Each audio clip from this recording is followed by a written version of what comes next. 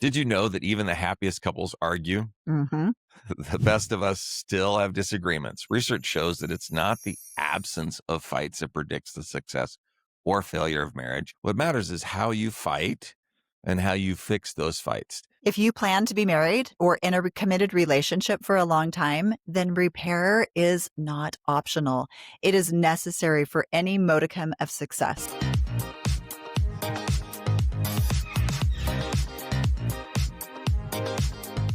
Yes. Well, let's start out with a question. Raise your hand out there if you have ever felt a small argument snowball into something bigger. I think that's Our hands are up. I think that's every small argument. Every small argument. Actually, I think that's every large argument. Always started as a small little like sniper jab. Yep. So see, we are right there with you. And repair is your way out. And that's exactly what we want to cover today. By the end, you'll have the tools to make your relationship better and even more resilient than it was before, Okay, so repair is probably one of my favorite topics. or at least most used topics. I use this all the time in Yeah. coaching. I think probably because when you get to the end of this episode, you're going to realize what a superpower repair is in your relationship. At Absolutely. least I hope you do. And, when we think of the word repair, what we generally think of repair in terms of fixing something that's broken. Yeah. We take the car to the mechanic. Why? Maybe the alternator is broken. We call the appliance repairman to come over. Why? Because maybe the ice maker is no longer working. But in relationship science, repair is less about fixing and it's more about how do we get things back on track? We're not waiting for something to be broken. Yeah, absolutely. The word repair refers to any statement or action Yep. that prevents negativity from escalating out of control. So what does that mean? Well, I think the reason why I love this concept so much is because of that word you said, any. Yeah. Any action, any word, anything that you do that helps to prevent negativity from spiraling out of control.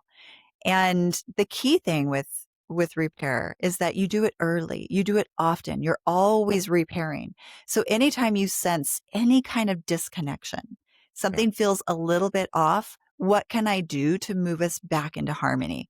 So it really, because it's anything, literally any statement, any action, it leaves tons of room for creativity. I And love the and you just said tons of room and I know I cut you off on that one yeah, part, but I love as I think about the couples that we talk to and we interact with a lot of couples.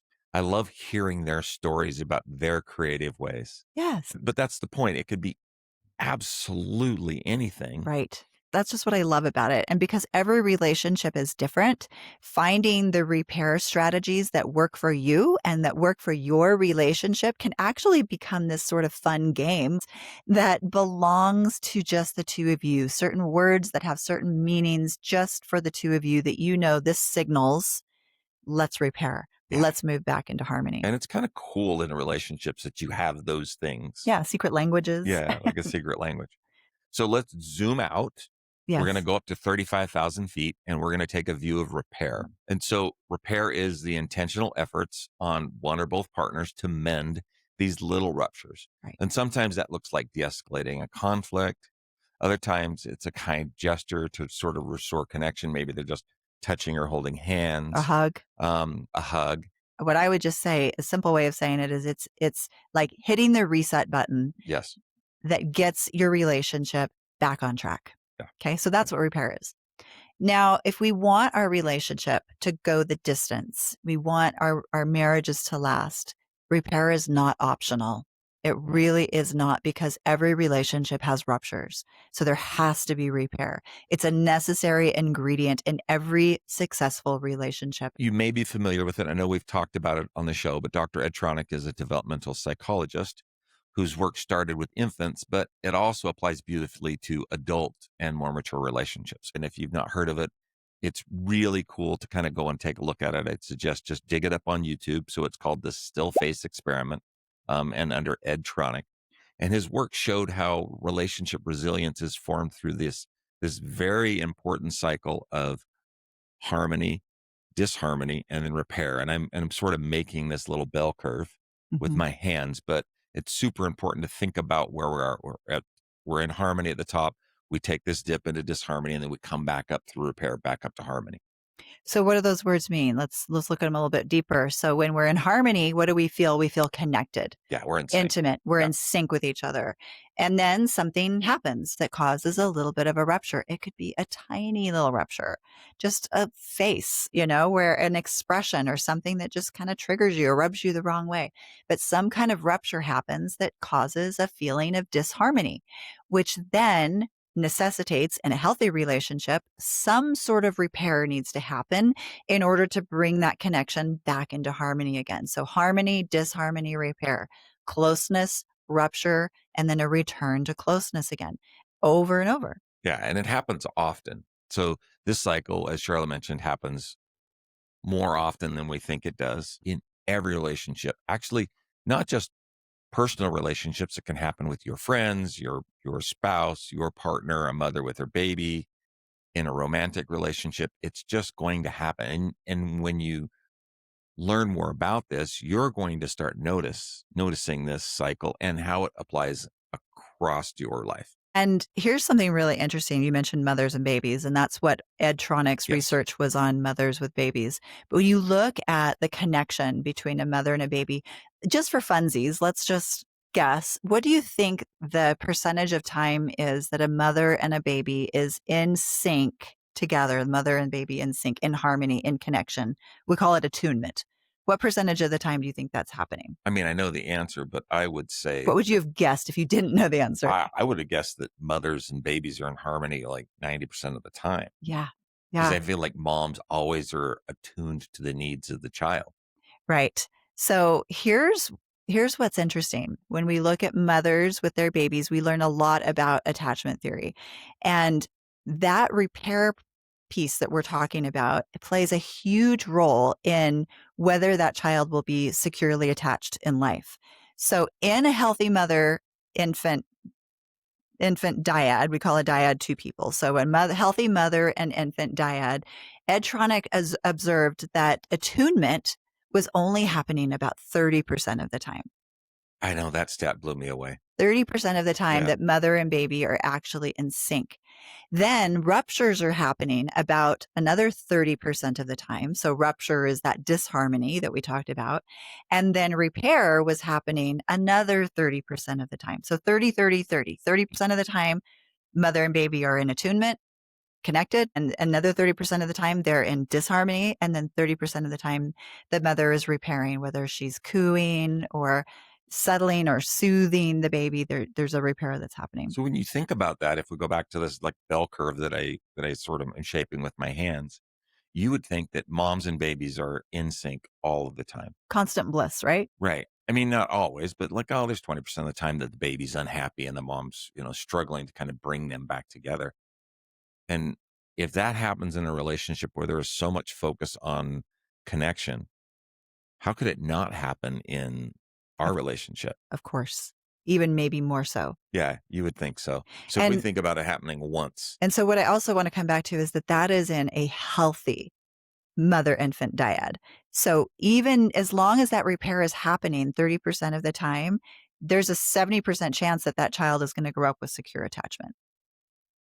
So that means that it's really about the repair and how important the repair is. It's not a bad thing that they are only in attunement 30% of the time. What's important is that we're repairing. oh, I love that. And as we see in healthy relationships, they're not in a constant state of bliss. Like we know that. And I think in your relationship, you know that. We're always in this dynamic dance of harmony, disharmony, and repair over and over and over. And this cycle is totally normal. It's necessary. With infants, successful repairs keep the child happy and resilient, and they have healthy, secure attachments with their mothers. And then in our relationships, it works the same. In our relationships, it's exactly the same.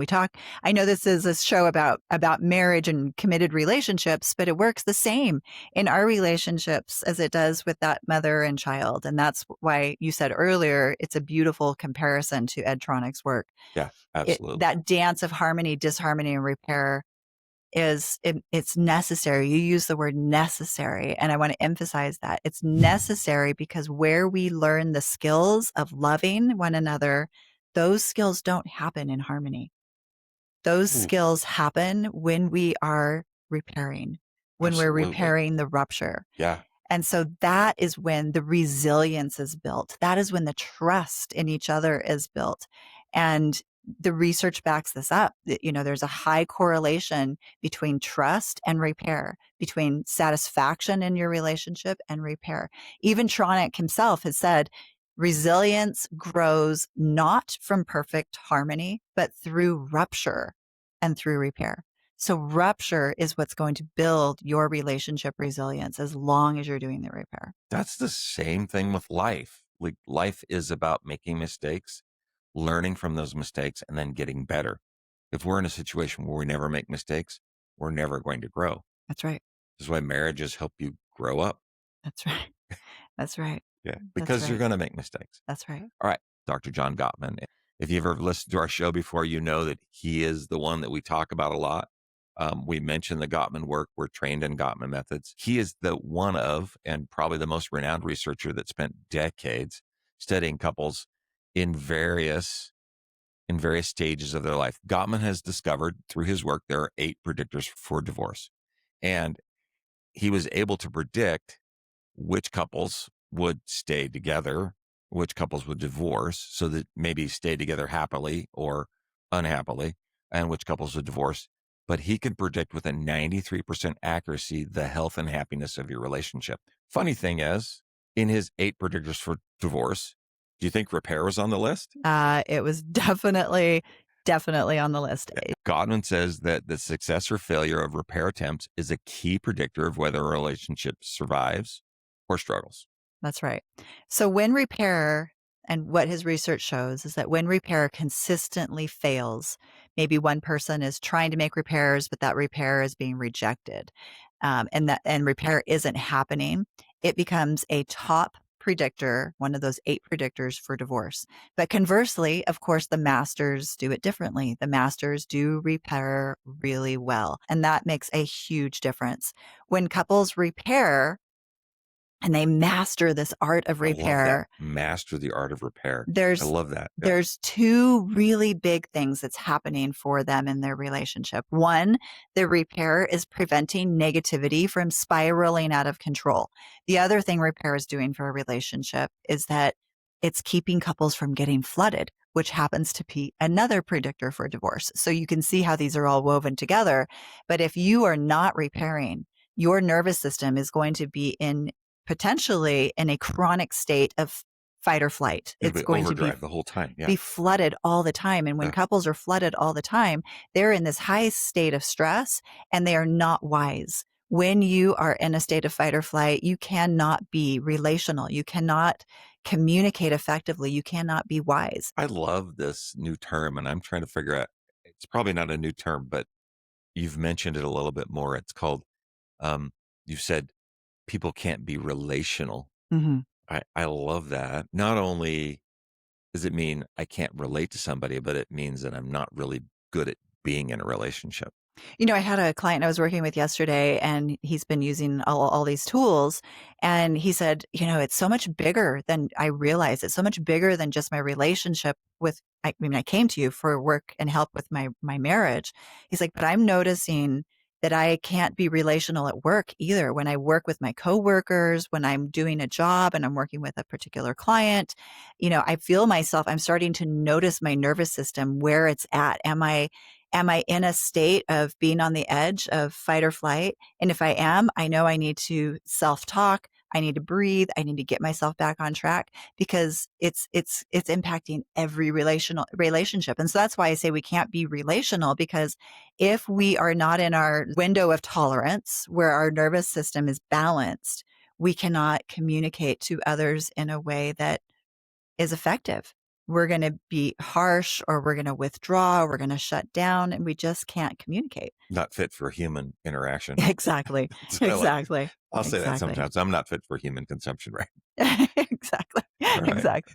Okay, so we've covered what repair is, why it's a key predictor of relationship success. I hope you've grasped that, Yes. because it's super important. You can tell I'm kind of excited about this topic. Yeah. I'm kind of passionate about it. It's Well, so because important. it's so important. So let's let's come down from our 35,000 foot view and get really granular. And we're going to talk about how we do repair. Okay. So remember, repair is any attempt, any action, any statement, any gesture, big or small, that de-escalates the tension and brings you back on track. And it can be anything from a smile to anything. Yeah, We're going to talk about some ways. I can't emphasize that enough that we'll give you some ideas right now, but it really means there's so many more ways to do repair than what we're going to share with you over the next couple of minutes. It's not a one size fits all. It's about what works best for your unique relationship. I had a client just yesterday who said he felt a little tension. So he felt a little bit of a rupture happening. You can sense that. You can sense when something feels a little disconnected. And he said, I'm going to go throw some steaks on the barbecue. I'm going to go heat up the barbecue and throw some steaks on for us. That was a repair. So it really is something that you can customize to you, your unique relationship. But there is an exercise that I have couples sort of workshop where I give them scenarios and I give them potential statements that they could say in a certain situation. And I have them go back and forth practicing, and they can read off one of my proposed statements or they can come up with their own. Yeah, it's like anything. The tools that we give you and any other tool that you would learn, it the more you practice it, the easier it becomes, and then the less you need to use sort of that guide or that tool. But To your point, I have a friend who is a master pianist, and he said to me one time, he's like, it's kind of like learning to play the piano. First, you have to learn all the rules, and your teacher is going to make you play it perfectly. Every pause, every note has to be played perfectly. And then after that, basically you throw all the rules out and you play the piano the way that you feel like playing the piano. oh man, And wish I could even play the piano with the that's rules. Nathan. That's Nathan. Oh yeah, He's that would make amazing. sense. But Yeah, it's the same in all of these tools that we give you guys. Just practice them, kind of note by note, and then after that, you could customize them and let all the rules go out the window. I love it. Okay, so Robert and I are going to go through the same worksheet that I would give to you if you were working with me in coaching. And we'll just do a few of these scenarios and we'll just give you an example of what maybe some options are that you could say, and then maybe what we would say if it was us. So And there's lots of different scenarios here. And on the worksheet, there's probably 5 or 6 different choices from each of the categories. So the first category would be, what if we are in a conversation that starts to feel really stuck or off track? We went off the rails. If this is going off the rails, we need to hit the reset button. What could we say or do in that situation? What would you say, Robert? So I picked we're getting off track. Can we start over? Sometimes I think we're losing the path here. Let's start over. I would probably say, this feels awful. Could we start over? Can we start again? Yeah.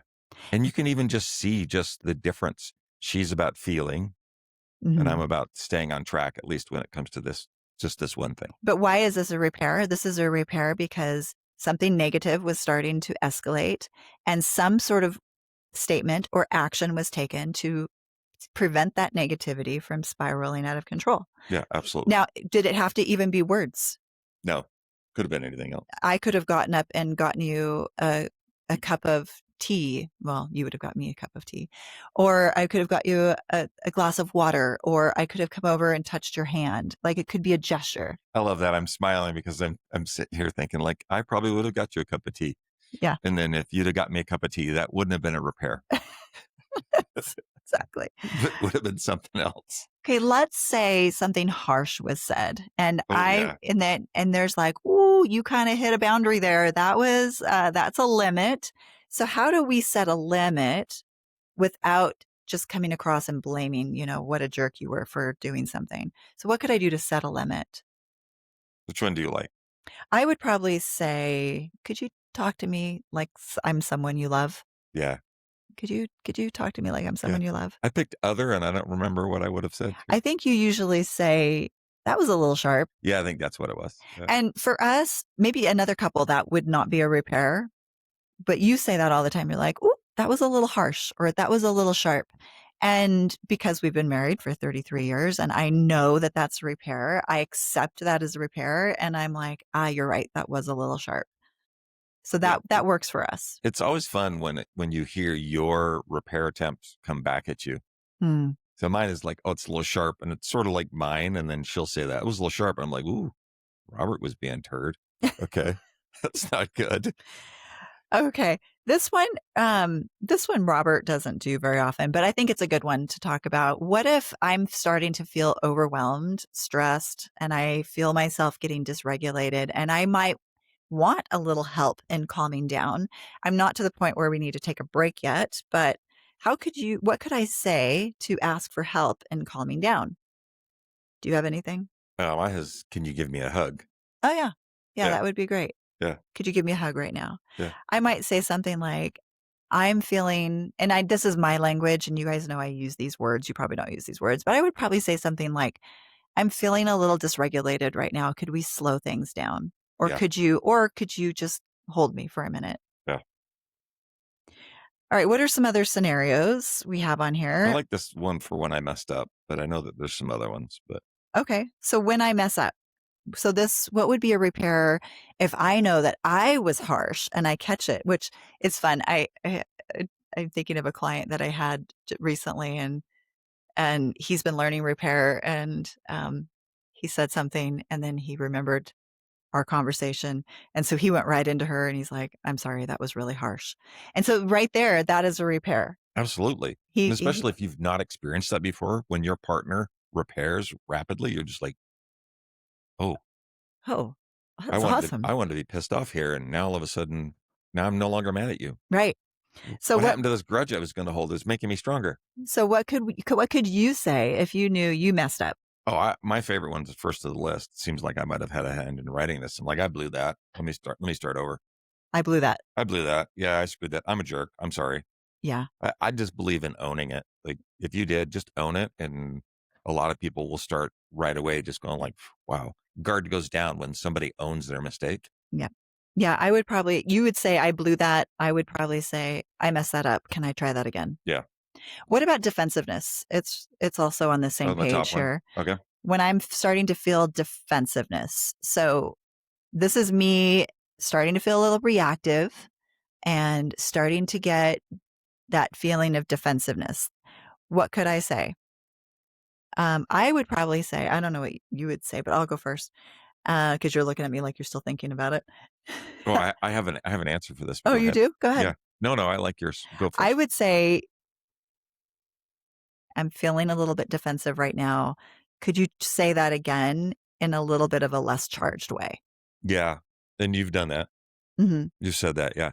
Um, I'm gonna look right at the camera. I'm not self-aware enough to know when I'm getting defensive. Um, so I'm not really good at answering this question. Really?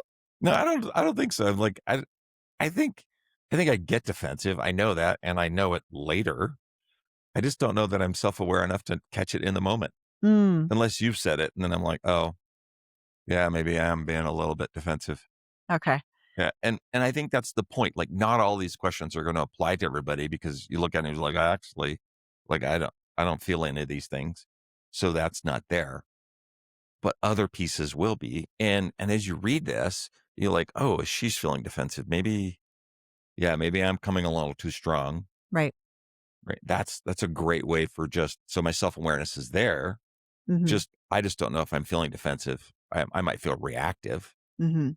Like, oh, why did that I spin me? definitely feel defensive. I definitely know when I'm feeling defensive. Yeah, see, and that's different. I think it's all just Maybe I like it. I don't know. right. I think I might feel reactive, which is not written down So then here. what would you say? You It have was like, I something? don't know, I'm a little spun up. I'm a little spun up. Yeah, Can we slow things down? yeah, Perfect. yeah. Perfect. So it's really just about adapting it for, for each of you. I wanna So do one more that I think I it's like on the when I need last. clarification. I Okay, like go that. ahead. Read that one. When you need Yeah. So when I need clarification? clarification for clearing up misunderstandings, and this, I love this. A long time ago, I was taught this by a guy, and he wasn't the most tactful person, but he would always say, "I don't understand." Now, and that was just his way of saying, I just need clarity on what it is that you need from me. But this is when I need clarification. And my favorite phrase here is just help me understand. And that's a way of just think, slowing down. I'm trying to suspend my immediate judgment, my immediate knee jerk reaction. Like, I can't do any of this. We haven't taught me enough about it. Right. Instead, just like help me understand your point of view. Let me, Mhm. Let me into what your thinking is. And so I can just slow it down. I can be receptive. I want to be curious. Yep. Yep. And I like help me understand a lot more than I don't understand. Yeah, which is, I mean, Nuanced, he but taught me that. It was great. I just mhm, think there's a better way to say it. perfect. I want to add one more here. And our worksheet actually has a lot more. We're just going to cover a few. Yeah, we're only Um, on page 2 of on the 5. last page, when, and I think this is an important one, when you have two different perspectives, it's difficult to settle down and stay calm when you're listening to one another's perspectives that are different. But when you're trying to hear what is true about what the other person is saying, and you want to validate their perspective, even though you have maybe a slightly different one, there's a couple here that I Oh, I love. love this. I actually love all of those. Why don't you read them all, and then we'll end with Okay, that. so when I want to acknowledge truths from my partner and accept influence, first one is I see your point and I'm willing to adjust my view. Is there a way we can find middle ground? Second one is you're right about that. Mhm, Insert whatever that is.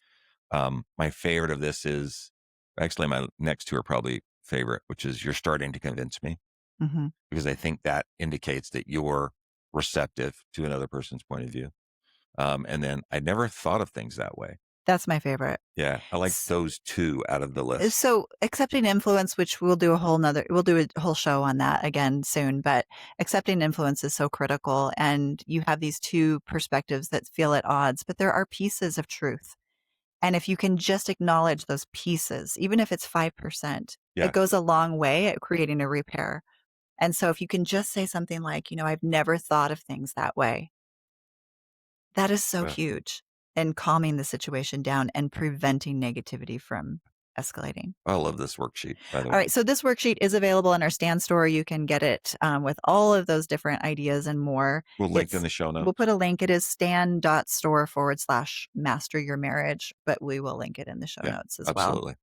But I think that will be a wrap for this episode. Thanks for joining us here on Master Your Marriage.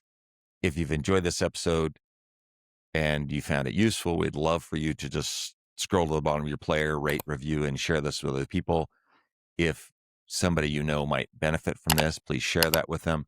And what we'd really love, especially on this episode, because I think we found carrots to be one of those funny things. Mhm. If you and your partner, or you've heard of a really cool little pattern interrupt or a way to Repair. repair, maybe a one word or something, come over to Instagram. We're at Master Your Marriage on Instagram and share that with us. We'd love to just kind of add those in our repertoire and share those with other people as well. Absolutely. Remember, be kind to each other this week. Put each other first. Remember, it's the small things done often that create the biggest impact. Until next time.